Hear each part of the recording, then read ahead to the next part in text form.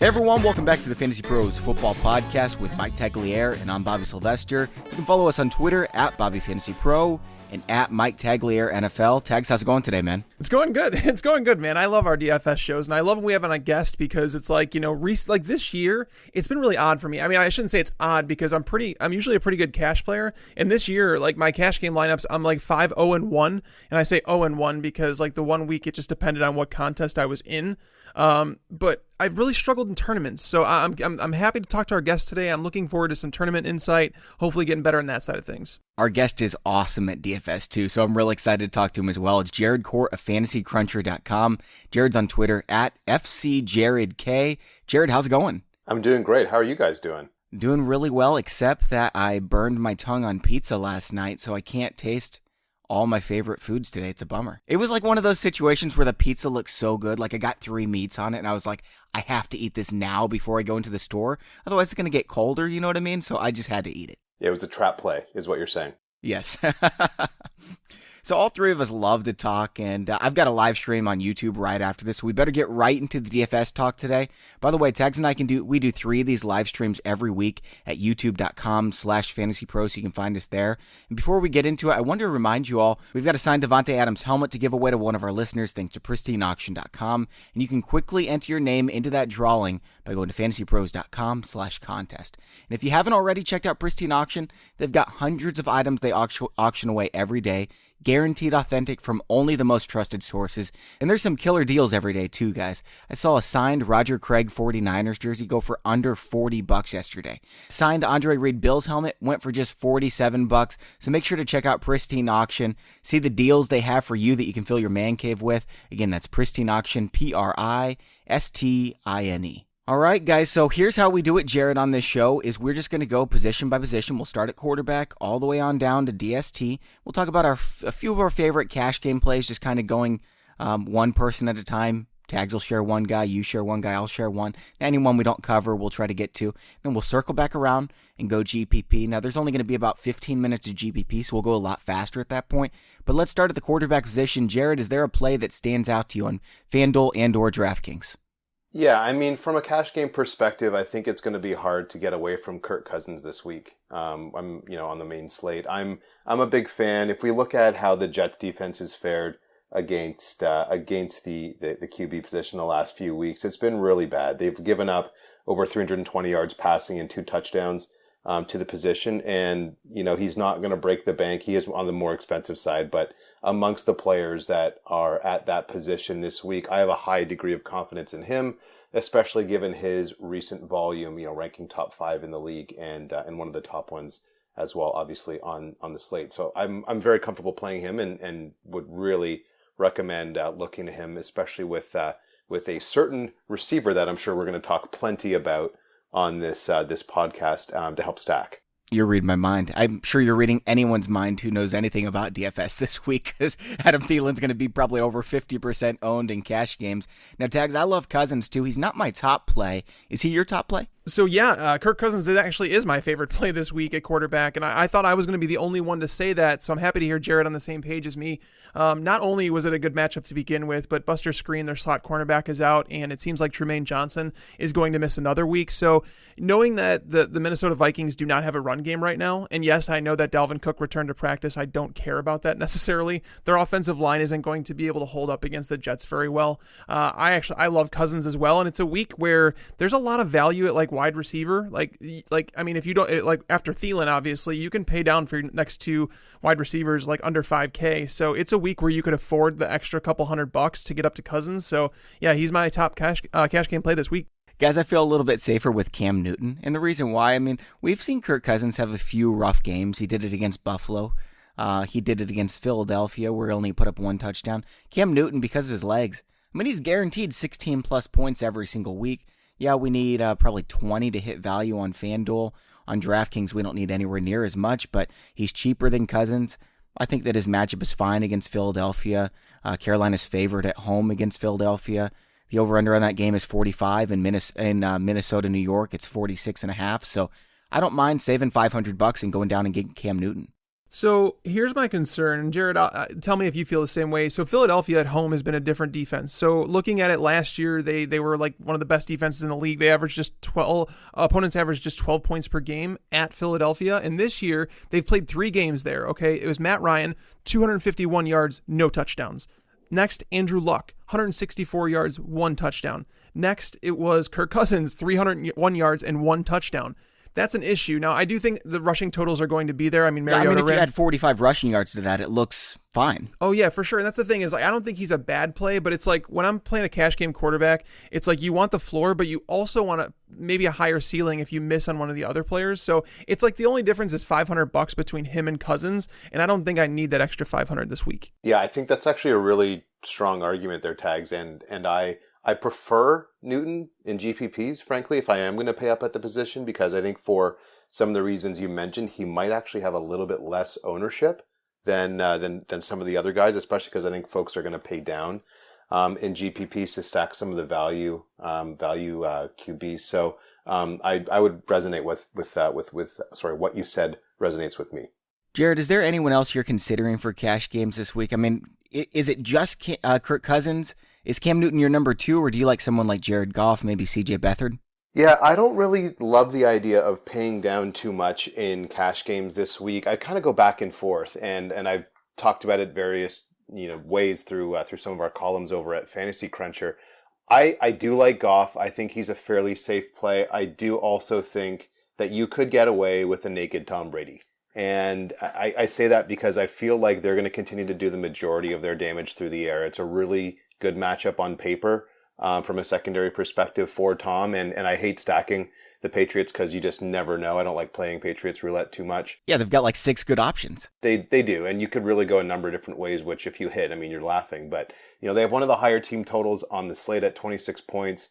I never think it's a bad thing to sort of follow the chalk in that sense and play a guy, even if he is a little bit obviously more on the expensive side. But I do think they're going to throw the ball plenty, and he's going to leave with a really nice day at the end of it all. Yeah, their implied score is 27 points, and you wouldn't guess that against the Bears. Tags, what do you think about this play? You're a Bears fan. You probably think Tom Brady's a good play too, right? Yeah, I mean, obviously he gets a big upgrade if Khalil Mack sits this game out, and it's apparently a possibility that does happen. And if Mack is out, the defense obviously doesn't look as good. And, Jared hit the nail on the head that they're not going to be able to run the ball very well against the Bears. I know Sony Michel has done fine, but they've played some of the weaker run defenses over the last couple weeks, so I'm not going to automatically say that Sony Michel is a great play. I have him more in like the RB2 range this week where I'm not like confident about him. So I don't think Brady's a bad play. I wouldn't play him in cash, but I think that Brady is actually a pretty solid tournament play this week.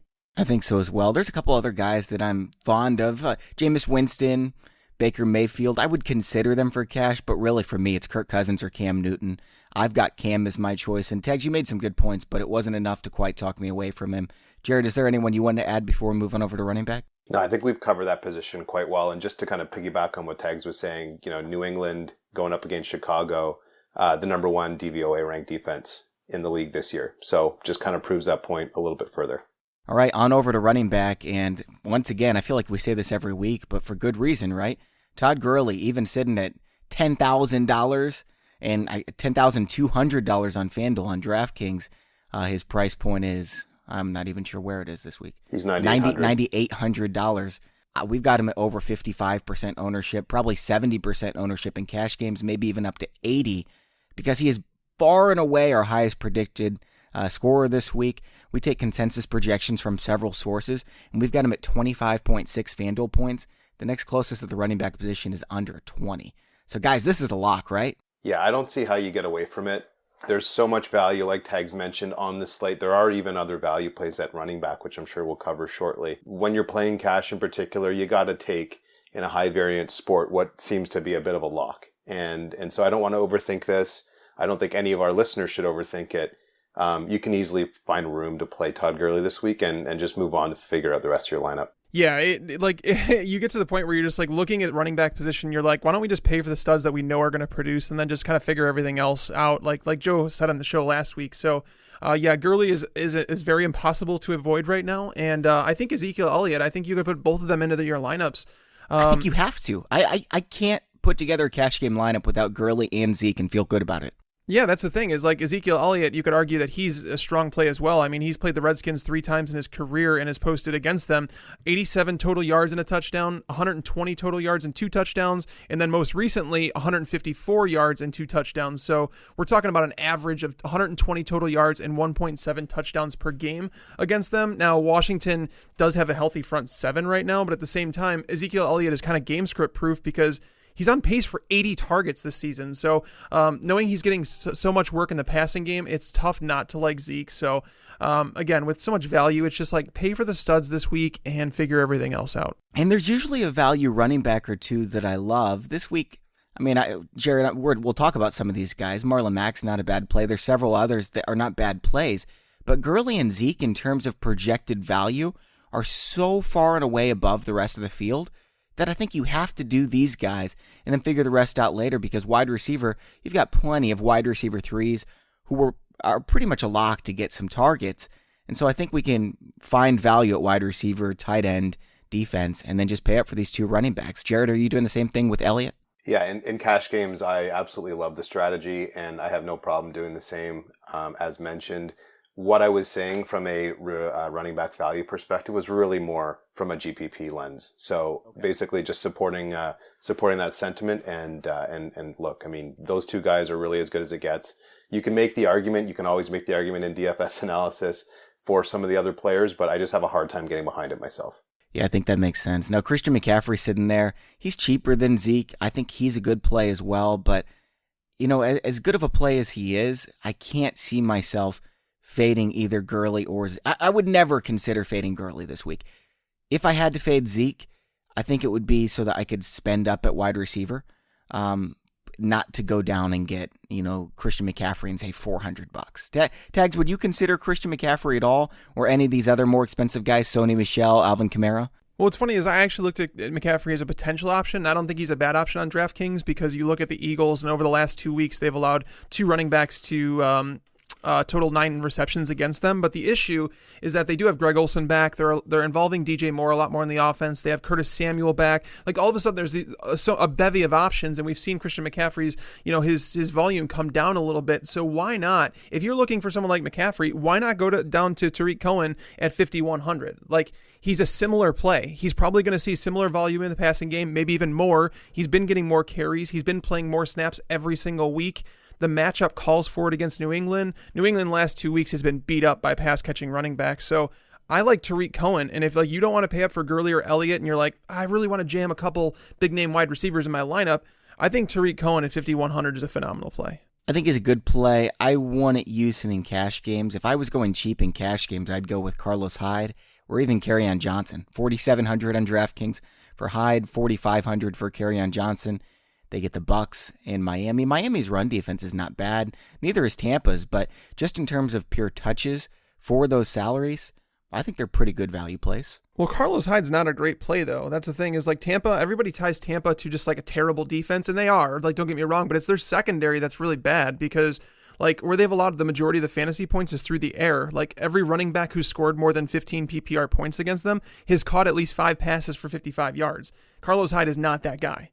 Like you give me 17, 18 touches for $4,700, I'll take it even if they're playing like the Minnesota Vikings at home. Well, that's the thing. So like here, so the Tampa Bay defense has not allowed a running back more than 61 yards on the ground this year. Okay, like that. Most people don't believe that. That's really good. Right. And so if we're talking about Carlos Hyde, it's like, okay, then we could project him for like, let's say 50 to 60 yards. And then even if he scores a touchdown, we're talking about what, maybe like 12 PPR points. Is he really worth the risk you're taking?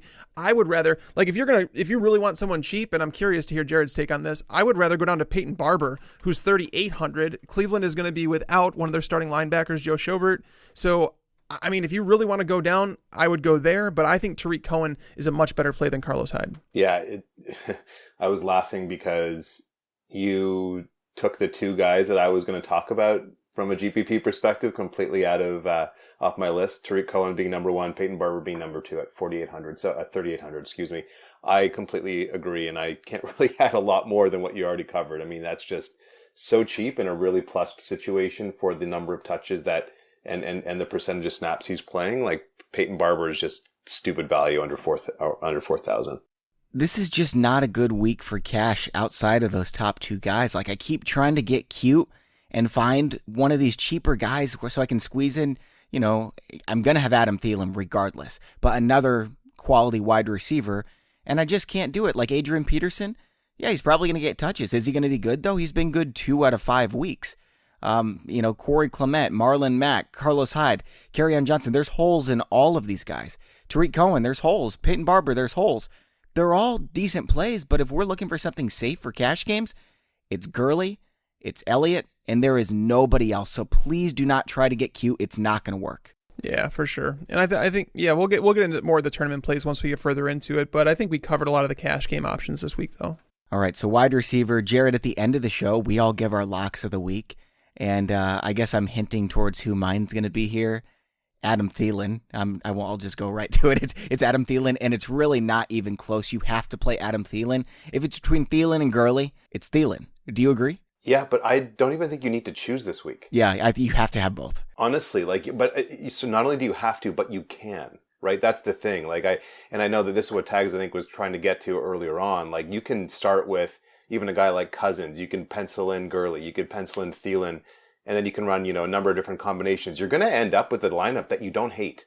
Like, you really will. And that's really going to, I think, at the end of the day, be sort of where I net out from a cash game perspective. Now, is it going to be easy to play a Cousins, a Gurley, a Zeke, and a Thielen? No, that's when things are going to get a lot dicier. You're going to have to find a comfortable level to pay down, whether it's at your tight end and your defense and your quarterback or something in between there. But my lock of the week also with Thielen, just simply because the discrepancy between next best is just so big that you just can't really even make a valid argument outside from just kind of being contrarian for the sake of being contrarian.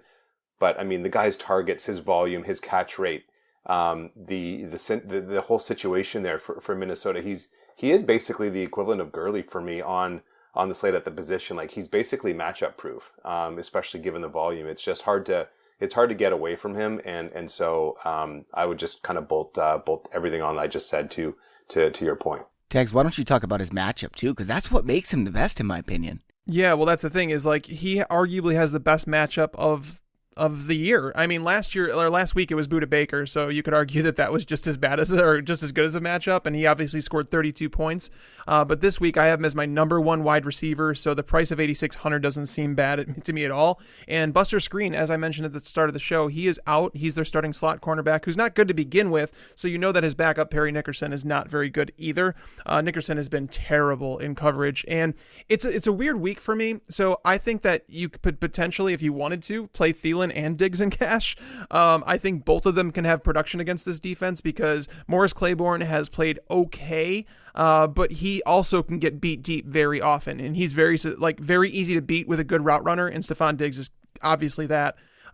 Tremaine Johnson is probably out this week, and even if he did come back, he plays sides, so they could avoid him if they wanted to.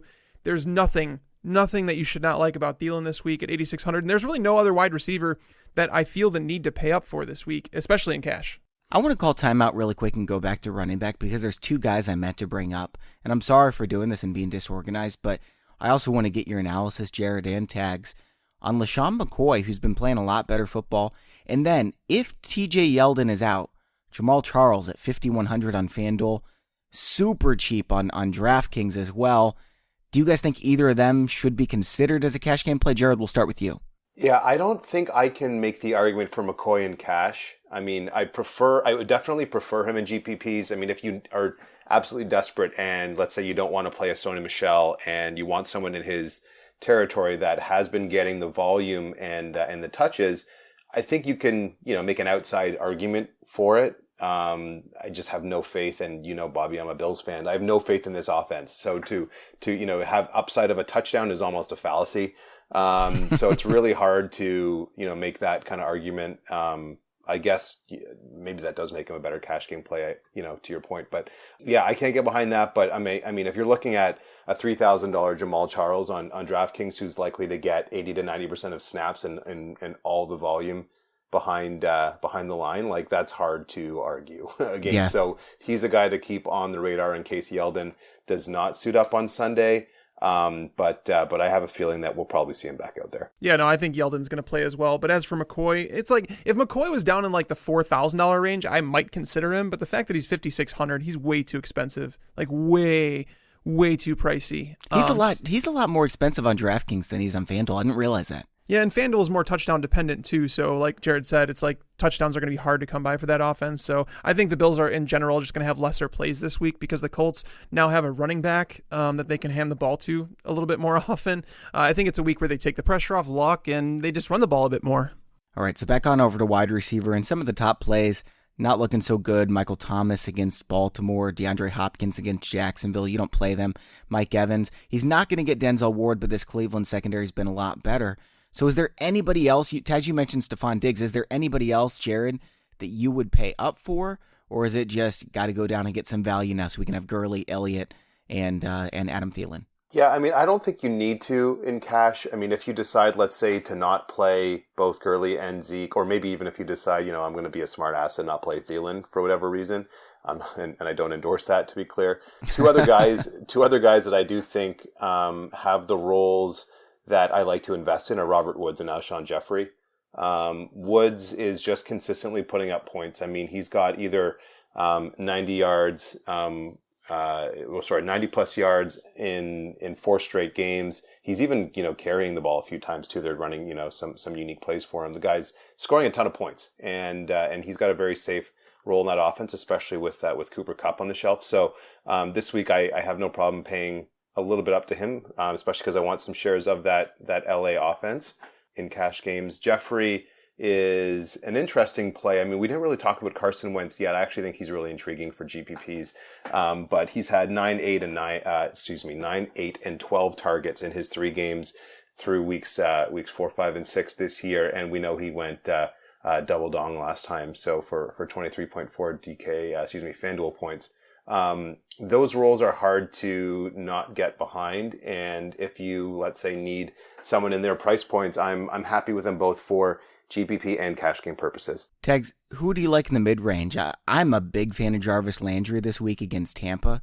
I think he's almost right there as a must-start. Like, I usually don't give 2 or even 3 must-starts, but 4, I've got 4 this week. Gurley, Elliott, Thielen, and Landry. I think Landry has to be in your lineup. So Landry, I don't think that Landry, I think he's a good play for sure, but he's just too expensive. Like on the main slate, we only have 10 games this week, and Jarvis Landry is the number 3 receiver in price. I can't pay that. He's that expensive on DraftKings? He's $7,300. Like, he's the 3rd most expensive wide receiver. He's number 18 or the 4th. on FanDuel. He's the 4th most expensive. I'm sorry. I have Thielen in this lineup, so that's why he was missing from that picture. But yeah, $7,300, that's just too much for a guy that hasn't really looked very good. I mean, that's the thing is, like, he should get the targets, and he has a great matchup with MJ Stewart in the slot this week. So I do like his matchup, and I do want to play him. He's just too expensive for me this week. On FanDuel, he's a great value. So, but yeah, on DraftKings, I would not touch him at that price. Yeah, it's too expensive. But I did look at him from a FanDuel perspective, and I think he's actually a very intriguing value, especially because he's getting way more looks in the red zone than I think people realize, right? Unless you dive into it. You wouldn't really see that, and he would be number 2 on the slate in targets to date, and he has just as many red zone targets as Adam Thielen does, ranking only behind Michael Thomas, Hopkins, Kupp, who's probably not really relevant, and Thielen. So he's right up there, and it's just a matter of time before everything converts. But to the points that have already been made, he's really only relevant on FanDuel. So Jared, who do you like in that mid-price territory? So we just talked about Landry, who was on my list for FanDuel. If we look over to DraftKings, I like the Baltimore offense. We're going to talk a little bit more about them. I think that they have the potential to be overlooked a little bit this week. So Crabtree and John Brown in particular in the middle tier. Although my favorite play on that offense would be Willie Snead. And I also don't mind looking at a guy like Kenny Golladay. I know he's coming off a bye, but I was really intrigued by what he had been doing before going off last week. But at $6,000, a guy that scored at least 17 DraftKings points in 4 of his last 5, he's making the most of his opportunities. He's converting a high percent of his catches of his targets, and Stafford's looking to him quite a bit. So I like that I like that. And he's the kind of guy that every single time I watch a Detroit game, he seems to me to look like the best wide receiver on that offense. And, and I'm a big Golden Tate fan, as well, but he just seems to look like a different player this year. And so, optics are sometimes really important, and considering that game, I think is likely going to be a little bit overlooked. For exposure, that could make Galladay an interesting GPP target. I agree, Jared. I think Kenny Galladay is going to be a star, and I think he already would be if he wasn't in the same receiver corps with Marvin Jones Jr. and Golden Tate. Now, Tags, I didn't even consider Kenny Galladay because of the threat of Xavier Howard being there. Are they going to shadow with him? Yeah, that's the thing is, I don't know what they do, and it's tough to say that they're not going to shadow the big name in Marvin Jones. I don't know how they're going to handle this, but I would assume that they might put Xavier Howard on him, which is enough to make me avoid him in cash. And I'm in the same spot with John Brown and Michael Crabtree. I think one of them is going to be a fantastic play. I just can't tell you which one. Because the Saints, Marshawn Lattimore, it makes sense that they put him on Crabtree. He's the bigger receiver, more physical, but at the same time, Lattimore does have the speed to hang with John Brown. And what are you going to do? Put Ken Crawley on John Brown? That's just going to be a nightmare for them. So I'm really curious to see how the Saints handle that. That's going to be an issue for them all game. But I'm not sure which one. That's the problem. That's why I think that you should take your shot on those guys in tournaments. But in cash, I think Josh Gordon's a fair play around 5,600. I thought about him too, yeah. Yeah, the Bears cornerbacks are the weakness of that team. I'd rather go on the opposite end of that game, though, and go Allen Robinson against the Patriots. I don't know. Stephon Gilmore's a tougher matchup, and he's also more expensive, whereas Josh Gordon is going to see Prince Amukamara the majority of the time. Amukamara missed some time with a hamstring injury. He's still limited in practice. So, Amukamara just doesn't have the skill set to hang with Josh Gordon. And we saw Gordon get, 9 targets last week. And in a game where they're not going to be able to run the ball very much, we could see a bomb to Josh Gordon, and that $5,600 price tag will pay off in one play. I just don't know if it's safe enough for cash. Jared, what do you think about these two guys, Josh Gordon, Allen Robinson? And speak on Michael Crabtree, too. For me, any Patriots receiver is a GPP target. I think you got to love the role that Gordon has as it continues to emerge. And I love that Brady was looking at him really often early last week and then kind of got away from him. I was actually going to ask you a question there, Tags. Lattimore looked to be a little bit banged up, but I guess he did get a full practice in yesterday, right? So I was because I was sort of hearing some things about how he might be a little bit questionable, or maybe at least not at 100%, which something that got me a little bit more excited for, the entire Baltimore offense, to your point. But I agree with everything else you said in that. I think it's one of the two of them plus Willie Snead that makes for an interesting kind of target in DraftKings, but I digress. Hogan is someone in GPPs. I know we'll talk a little bit more about that soon. I can't remember who's the other person that you mentioned. Yeah, Allen Robinson. Yeah, I have a hard time with him again in cash games, but tournaments, especially in a game stack with this one, I think that's very intriguing. So in cash games, I'm going down and getting Antonio Callaway. I know he has not been effective, but against Tampa, Mayfield is someone I considered using in cash games as well. If you need to save some money, I think you can go down and do that. And Antonio Callaway is really cheap. He's $4,800 on FanDuel. He's top 15 in targets since they traded Josh Gordon. I think he gets another 9 or 10 targets this game against Tampa. And against Tampa, he's probably going to do some work. I think FanDuel, it's fine. I would not touch him on DraftKings. There's just way too many better plays there for the price. Okay. So who are some of those cheap plays that you guys like on DraftKings? There's some really good ones. He already mentioned Willie Snead. That's a must play in cash at 4,000 against the Saints. The Saints lost Patrick Robinson to the injured reserve. He was the slot cornerback they brought in from Philly to fill that role because they had trouble with that role last year with Kenny Vaccaro coming down from safety covering the slot. So now they have P.J. Williams there. P.J. Williams is terrible. And Willie Snead, by the way, there's only been one game this year where he's scored fewer than 10.4 PPR points. So his floor has been good in even non-good matchups. He's been underrated by the fantasy community, and he's a solid wide receiver 4 in PPR formats. So getting him at $4,000 is kind of like a gift. I also think that Kiki QT at 4,300 is someone that I'm looking at. If you want to stack those two running backs, you're gonna have to find some value. I don't think so, man. Are you serious? You're using him in cash games against Jacksonville? Jacksonville's slot has been awful, like legit awful, terrible, not good at all. We saw Cole Beasley last week tag him for 101 yards and 2 touchdowns. AJ Boye and Jalen Ramsey are going to be busy with DeAndre Hopkins and Will Fuller. So 4,300 QT is not a bad play at all. Jared, what do you think about QT? Anyone else you want to mention at wide receiver? I don't think I have the balls to play QT, but that narrative you just mentioned there, Tags, is really interesting. One other play, actually, excuse me, I'm going to give you two. Two that I think are interesting at the wide receiver spot for, let's say, on DraftKings under 4,500 would be Danny Amendola. Don't mind him if you want to fade or prefer him to Willie Snead for whatever reason, or want a share of the Miami offense. 11 targets last week. I do think that with Osweiler back there, they could have something a little bit more special than with Tannehill, so there could be something interesting there. And then the other one, kind of next guy up, would be Jermaine Kearse. I really don't mind him at 4,100. I do think that, again, investing in recently kind of injured offenses where guys that are known commodities as next guy up, like Kearse is, nothing special, but he caught 9 for 94 on 10 targets in what was obviously a bit of a shootout in week 6.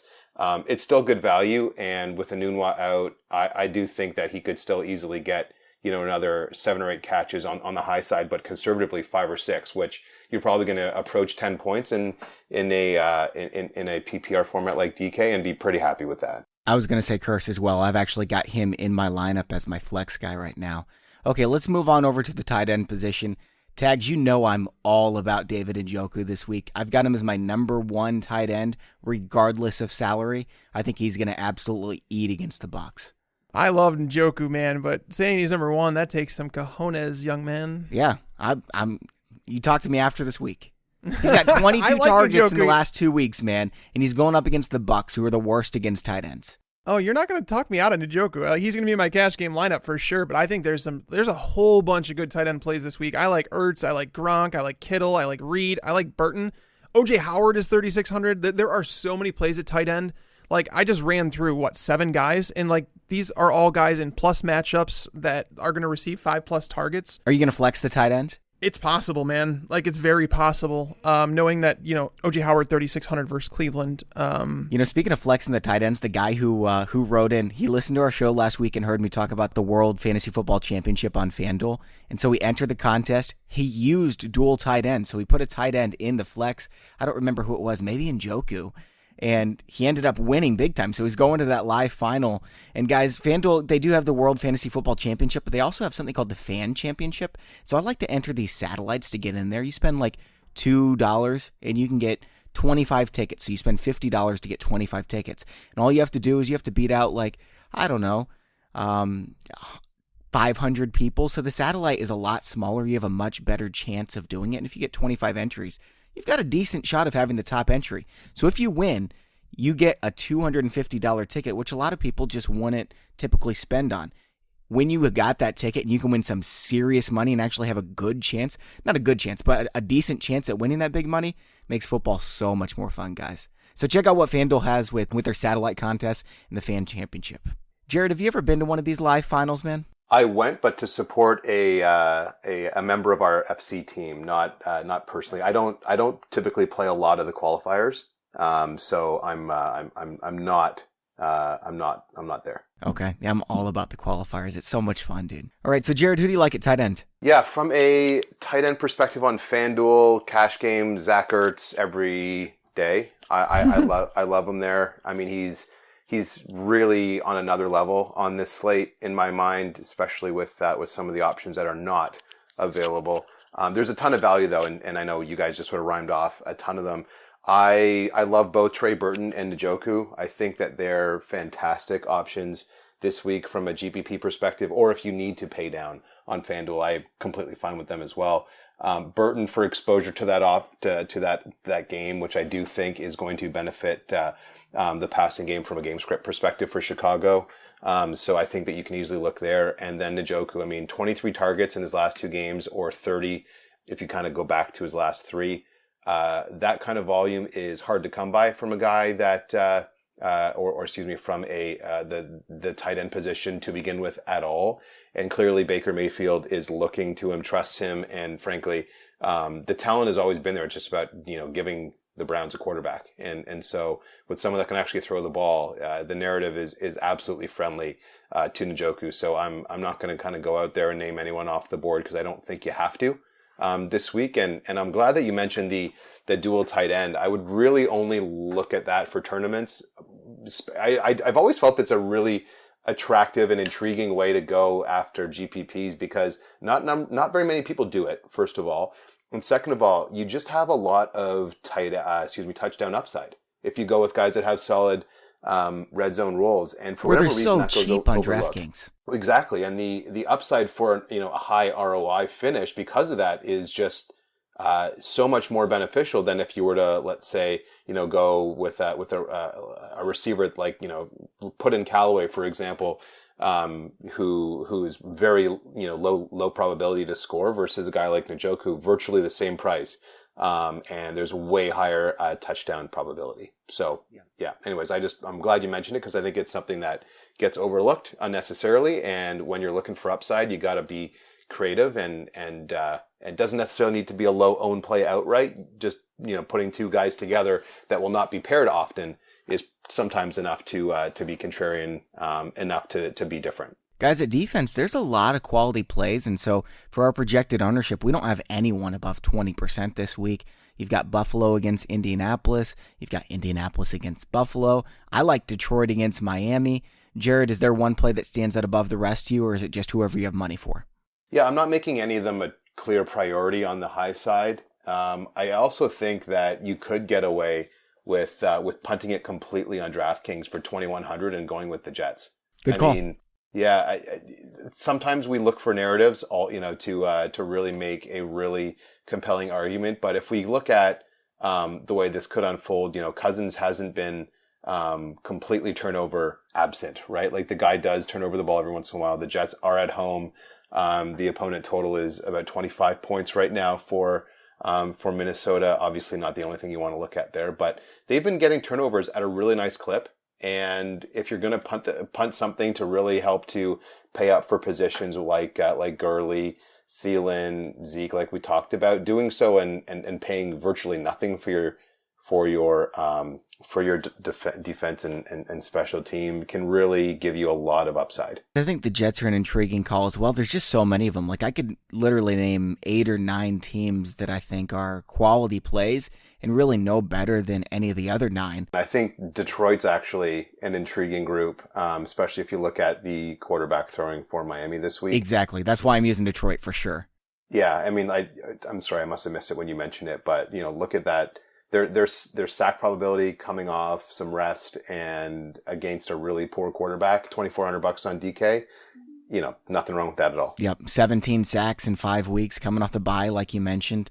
I think they're a great play. Yeah, I mean, I've been trying to give a defensive play at like every price point for people. Like, so if you're listening and you're like, I have this much left, who would I use? And I think if you're paying up, I think Jacksonville's worth it. Minnesota's a good play. But if you want to go down to mid-range, I think Houston against Blake Bortles, obviously that's not a bad play. He's down to his third string left tackle. It seems like Andrew Norwell might be out for this game. So you could be missing 2. They might be running Jamal Charles out there. Yeah, that's the thing. So they're not a bad play, but me and cash, I'm probably going to go with the Browns at 2,400. I mean, like when you're looking at this, you're looking at like a high floor play, right? And so the Bucs offensive line has allowed 11 sacks over their last 4 games. And when you think about Myles Garrett and Larry Ogunjobi going up against that offensive line, who have 2 less than mediocre offensive tackles, I happen to like the Browns defense, and we know. And it's not like Jameis Winston's not going to turn the ball over. Like he's probably going to put up 30 points, but he's also going to turn the ball over. Right, he makes some dumb decisions at times, and that could lead to a pick 6. I think at 2,400, I think they're a fine play, and it allows you to do some crazy things with your lineup. That's a really good call. Man, it's really tough for me now between Detroit and Cleveland. You don't think anybody will play him? No, so I think you're looking at a really good potential for low ownership there.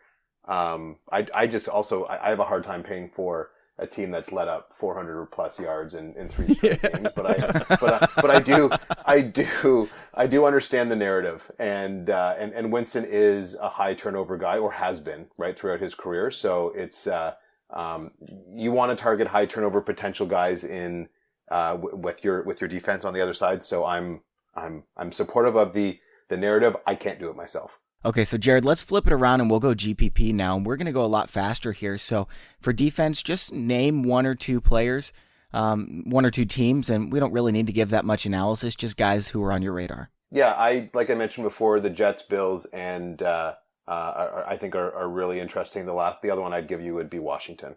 Washington. Interesting. Can you expand on that one a little bit? Yeah, I think that's a little bit more for FanDuel. I like the value that you get there with them at 3,500. They're a lot more expensive, relatively speaking, on DK. So for a team that is going to be playing in a fairly slow pace game, and a team that also has at least 5 fantasy points and multiple sacks in 3 of the last 4 with turnovers in each game, like that's kind of hard to beat. So really just from those perspectives, I think that they're great on FanDuel, not on DK. I love New Orleans for GPP because they're going up against Baltimore. New Orleans really has one of the 5 or 6 most talented defenses, and we've seen it a little bit the last 2 weeks. So I think they're a kind of sneaky play. Tegs, what do you think about the Saints?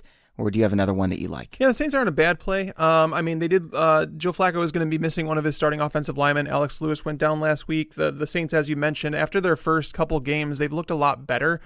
This game should be a lower scoring one. I just don't know how many opportunities the Saints will have for sacks, because I don't think Flacco's going to drop back like a whole bunch. I don't think they want to go toe for toe with Drew Brees in that offense. So that'll be an interesting one. I think that the Bears, if Khalil Mack plays, I think they're an interesting GPP play.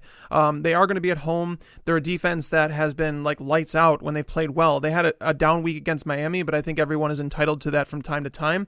And Brady, if he's going to throw the ball up, like kind of just give Gordon those jump balls, it's always possible for a pick. But their offensive line is not great in New England. That's like the downfall of that team. And I think it's something that a good pass rush can get to. And the Bears obviously have that with Khalil Mack. So if they play, I think they would be a great play at low ownership, and they're very cheap. So, I mean, nobody's going to play the Bears defense. Yeah, I was actually going to just say, I think that's actually a really smart game theory play with how much value you're getting from them this week, right? Simply because of the opponent and the way that the sites have priced them down. So I think that's really interesting. Guys, at tight end, I usually have like 3 or 4 names that I like to share because there's always somebody who has a great matchup, right? But this week, I mean, Ricky Seals-Jones isn't on the main slate. That's who I would say. I just want to play the guys we've already talked about. Is there someone that stands out for you, Jared? No, I think this is a classic case of if we try to find something outside of the people that we've already mentioned, we're trying too hard unnecessarily. I think that the O.J. Howards, Trey Burtons, Njoku's, and a guy I mentioned that you guys didn't, but he is very expensive on DK, so it's easy to fade Zach Ertz there this week. He's just so reliable and hard to get away from, particularly on FanDuel, where I find their pricing at the position is a little bit weird this week, particularly compared to the way that DK's done it. So I would just want to make sure that we don't lose sight of him. Same kind of thing. I would use Uzama, but he's playing Sunday night, so he's not on the main slate. So yeah, I'm with you, Jared. It is O.J. Howard and Njoku, Zach Ertz. Tags, is it the same for you as me and Jared? Why have we not talked about Rob Gronkowski? Rob Gronkowski is $6,000 on DraftKings. That's like the lowest price you'll ever see him. And he's going against the Bears, who have allowed 4 of the last 5 tight ends they've played to finish his top 12 options against them. They've allowed a touchdown in every one of those games. Gronk has not. So you'd have to go back to 2011 to find the last time that Gronk went 4 games without a touchdown. We're now at 5 straight games. Like, there's an eruption coming here at some point. And knowing that the Bears are going to stop the run, like, Gronk has the ability, like, legitimately, when they get on the goal line, the Bears have not allowed a rushing touchdown in the season, if I'm not mistaken. So therefore, you're going to see those Gronk plays. And the Bears, I'm sorry, dude, like, Gronk has to be played in tournament lineups. I mean, I don't think he needs like 100% exposure, but I think it's a really good call. Yeah, I mean, he's like going to be like the 3rd or 4th highest owned tight end at only 6,000. He doesn't like handicap you at every other position. Like, if you find a couple cheap wide receiver plays, you could still play Thielen. You could still play like the big name running backs, and you're going to be fine. Like, I just feel like he's being overlooked in a slate that's full of tight ends. I'll start us off at wide receiver because I got a play that I'm pretty excited about. And this is coming from a Jags fan, right? But I leave that at home when I'm doing fantasy analysis. DeAndre Hopkins. He's $6,900 on DraftKings.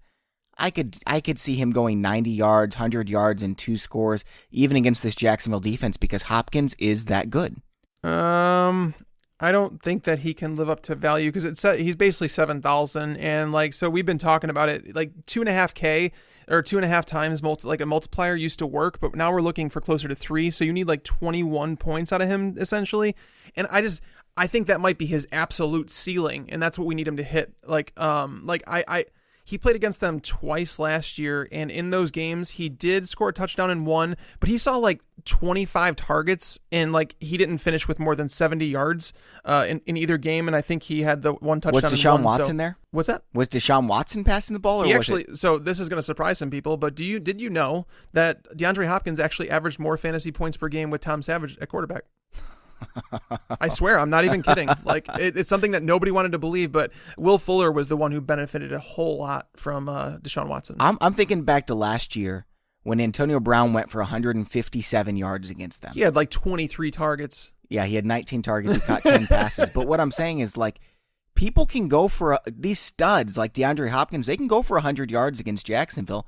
And Hopkins could score a touchdown or two. If he does, you're going to be the only person owning him. For whatever reason, we have his projected ownership at 35%. I think that must be a mistake. I'm going to go override that as soon as we're done with this. Well, I think I can understand why on DraftKings just based on the value alone, right? Like it's actually not that crazy. You know, you're $2,000 almost less than Thielen. So I get it if that's kind of what the algorithm's picking up, but I can't touch him. I can't touch him this week, and I especially can't touch him on FanDuel. Play Diggs as a contrarian, play to Thielen. Just Diggs, not Diggs and Thielen? I mean, you could do both if you want to, but if you want to be contrarian and say it's possible that Adam Thielen, for whatever reason, it's not because he flopped, but maybe he doesn't have as much upside as everyone thinks.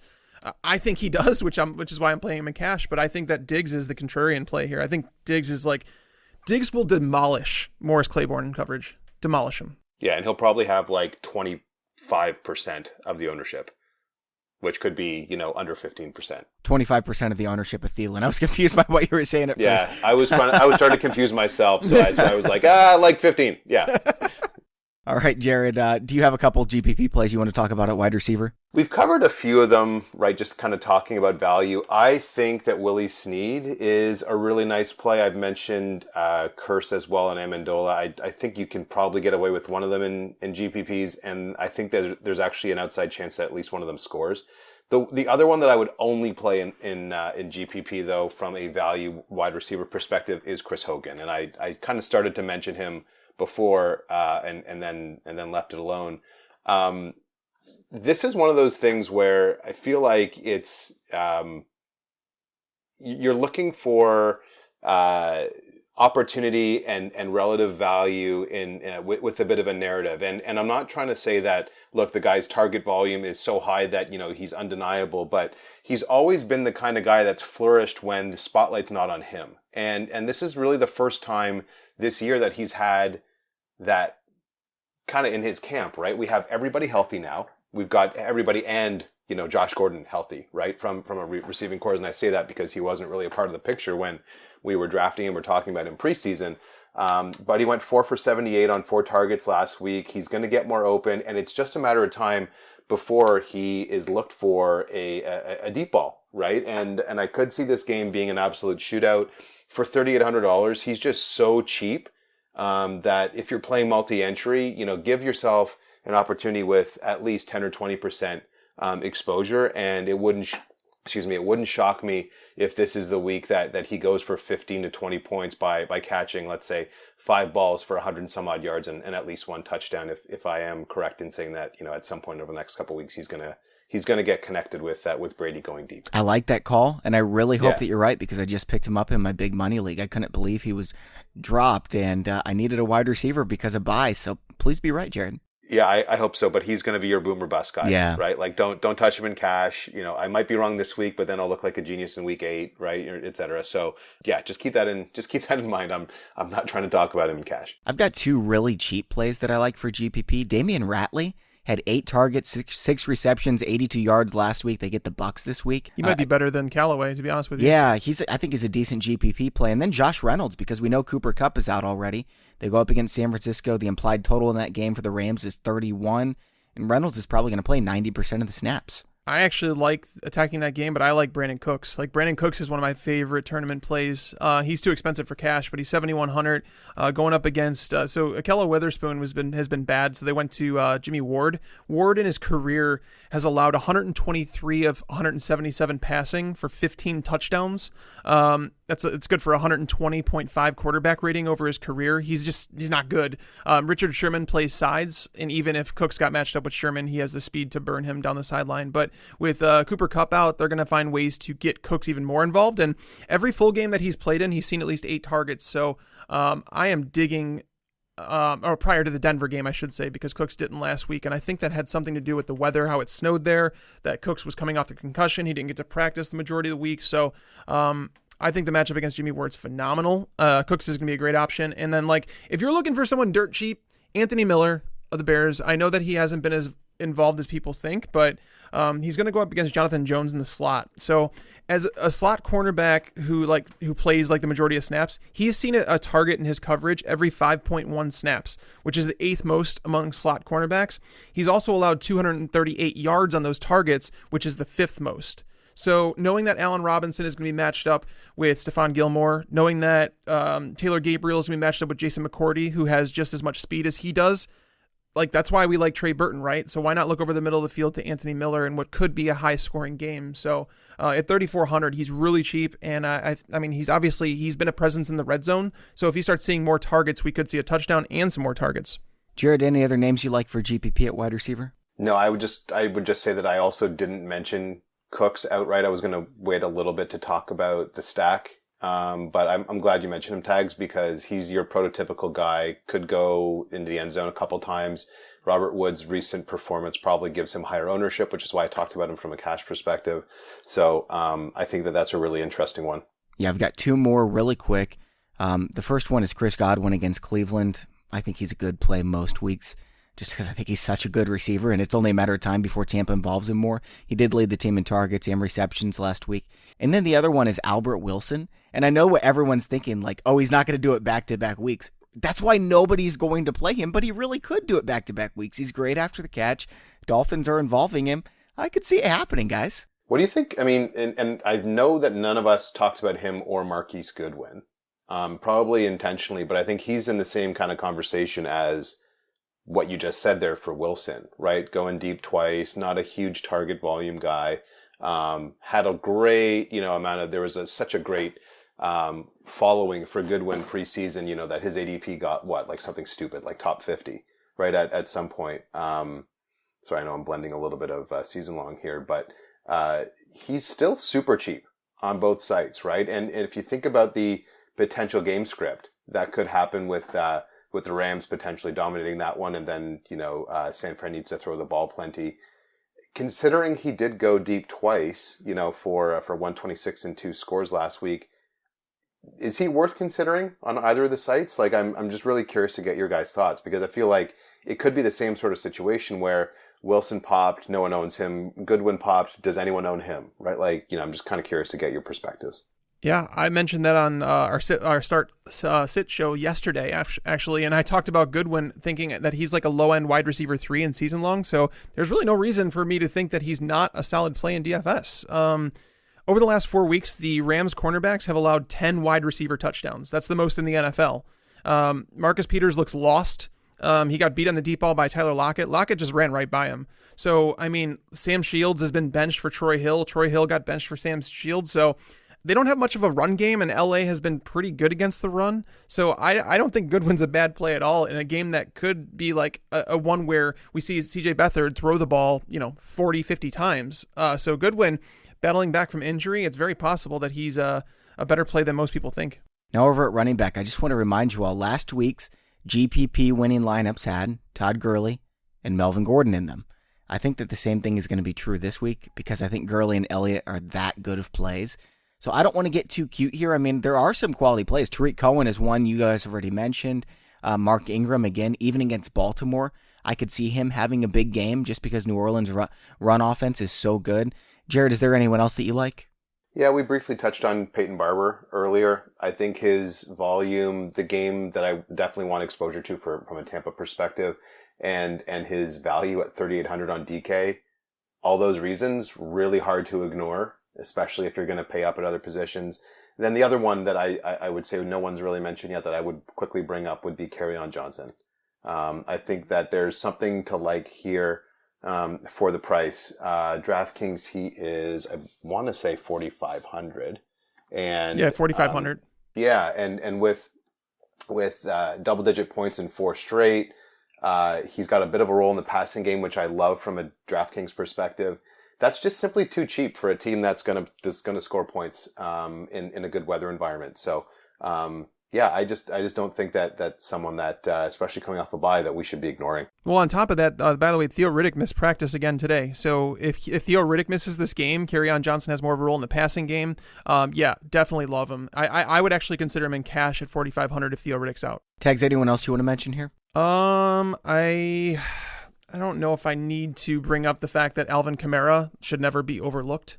There were games last year where Alvin Kamara was like lower owned because they played Carolina, and then he still went off. Like, I would rather play him over Ingram just because like you have the recency bias with Ingram, so people are going to play him just because of that.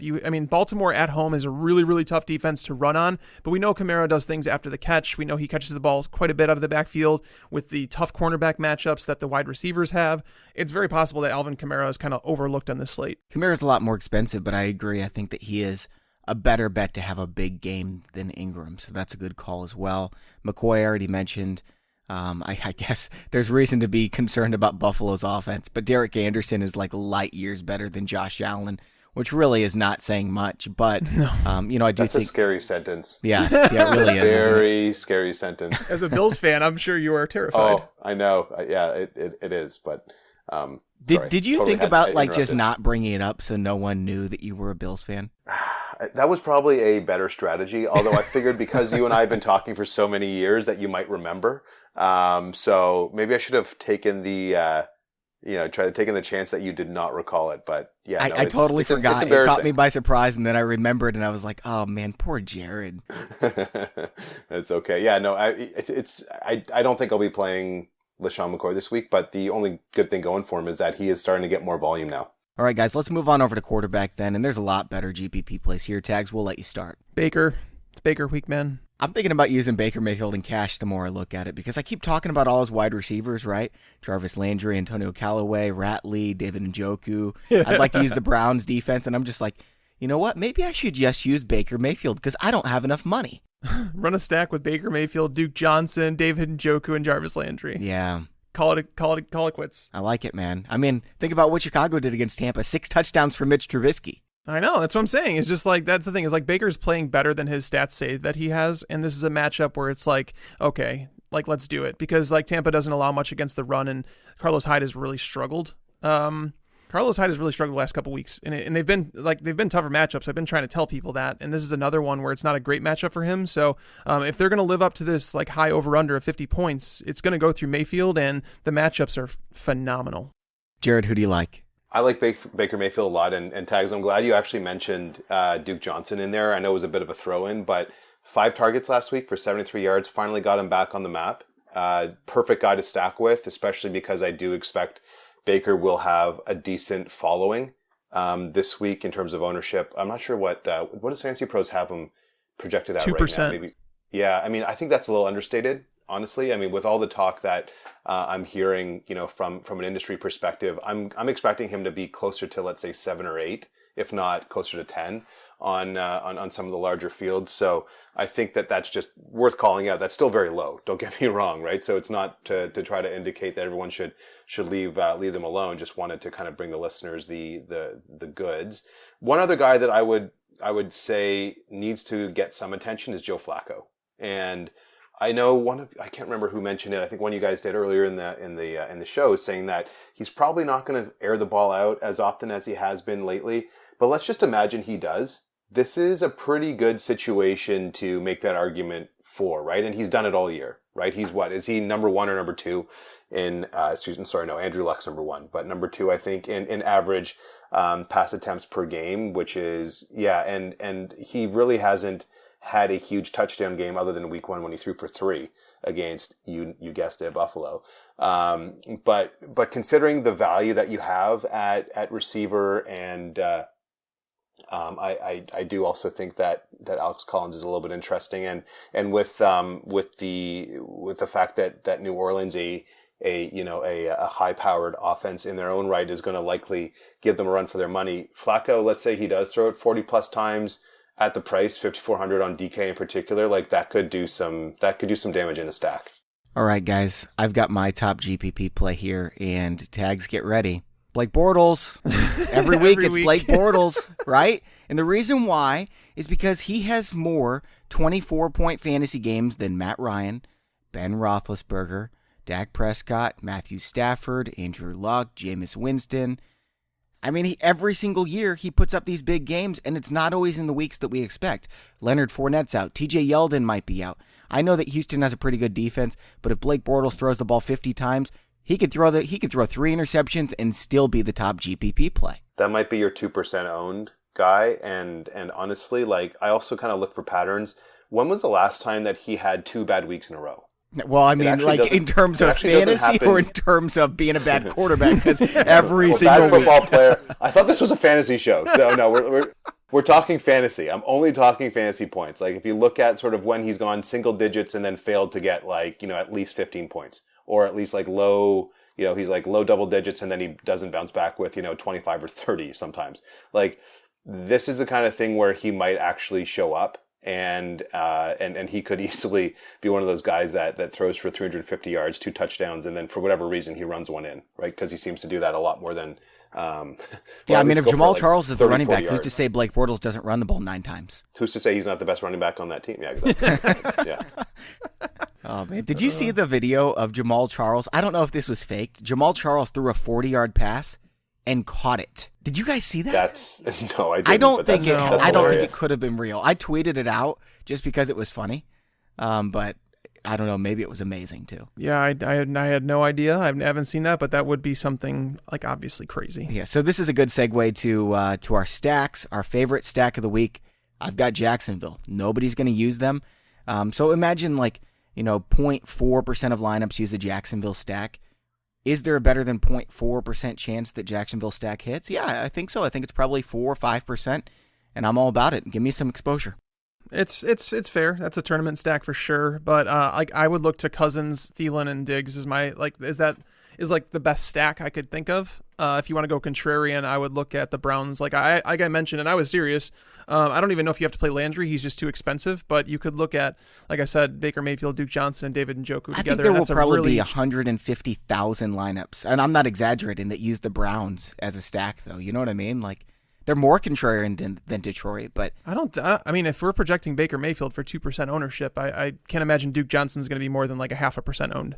Yeah, I guess so. I guess with Duke Johnson, that's a more contrarian stack. Jared, do you have a stack that you like? Well, I think we haven't talked about a really safe one for cash, which would be the Rams. We talked about Goff early on. We've talked about Gurley a bunch. I think both of us, for different reason tags, both talked about Woods and Cooks. Like, you could easily find a way to get Goff, Gurley, one of those receivers in there, and then have plenty left to work with for a cash game lineup that you're not going to hate. You would have to ignore Zeke and or Thielen, though, and that makes me nervous. I think you'd have to ignore Zeke. You could do it with Thielen if you find the right value plays, and there are so many this week. I think it's very viable. But that's more of the safe stack, especially if you think about ways in cash to get exposure to both sides of the Rams. If you want a high total exposure, which is obviously more chalky, but typically works out with, let's say Goff and a receiver and Gurley, right? Getting both the passing and rushing exposure. They're probably about 4 touchdowns between the two sides of it. Just on the contrarian side, for me, would be Flacco, Snead, and then one of, Crabtree and Brown. And so I just want to make sure we don't lose sight of that. I think they're kind of the contrarian to the Browns, that because Baker's getting so much love, but you're convincing me a little bit on the Jacksonville side. Yeah, Bobby. baby. I gotta be honest. Like I do think that there's something to be said for, maybe it's just a 3-man stack with let's just assume Charles plays and you go with, I don't know, Keelan Cole or something. But at the very, there is something to be said there. I have more confidence that the Flacco stack is going to net out with higher points, but I think if you're thinking about ways to win the GPP, yours probably has a higher ceiling. Eat it, tags. Woo! I'm just messing, man. This is coming from a Bills fan, so I mean, what can you really trust? All right, guys. Lock of the week. Everyone knows mine's Adam Thielen. Is that yours as well, Jared? Yeah, I was trying to figure out something else I could say to add value or at least not be in agreement with you. or I was actually hoping I'd be the first one that would get to say it. But, sorry. No, it's fine. I'm just giving you a hard time. I mean, if it's not Gurley, it has to be Thielen. I mean, I can change mine to Blake Bortles if you want me to. Oh boy. Don't ever say Blake Bortles is a lock for anything. He's a lock to be a bad football player. Yes. But the truth is, like, just when you kind of look at tiers, there's just nobody else as close to that plays at the wide receiver position this week in DFS that would come close to the top tier beyond Adam Thielen on the main slate. So I just don't see how you can say anything else. I mean, if you want to talk a little bit different and talk about someone else that, you know, on playing in week 7 that you'd want to have exposure to, maybe you're playing a showdown slate, etc. Like Julio Jones is going to be great, right? I think this is a really great Julio Jones week against the Giants, but for main slate purposes, he's not really relevant. So I'm all in on Thielen. He's just that much better than every other receiver. All right, Tags, who's your lock? Yeah, Thielen is also my lock. We're all on the same page in this one. I obviously, we come up with this stuff before the show, so mine was Thielen. We didn't discuss it at all, so I wish I could have said it was someone else. But basically, when we do this lock thing, it's like it's our idea, and like some people might be like, well, Thielen, of course he's a lock, but it's figuring out what players you want to pay up for. So we always want to say all of us believe that Adam Thielen is going to return you at least 2.5x times value, if not more than that. And I think we're all in agreement that he is going to do more than that. So yeah, Adam Thielen is my lock. He needs to be in every single one of your lineups. All right, guys, that's all for today's show. Jared, thank you for taking the time to come on. Hey, always have a blast with you guys. Thanks for having me, and good luck to everybody in week 7. It's our pleasure, Jared. And thanks to the sponsors of today's show, FanDuel.com. They've got a great app as well where you can play in these World Fantasy Football Championship contests. And PristineAuction.com, we're giving away a Devontae Adams signed Packers helmet through PristineAuction.com. You can enter that at FantasyPros.com/contest. For Mike Tagliere, I'm Bobby Sylvester. Thanks for listening. Enjoy your football. I just wanted you to watch me dissolve.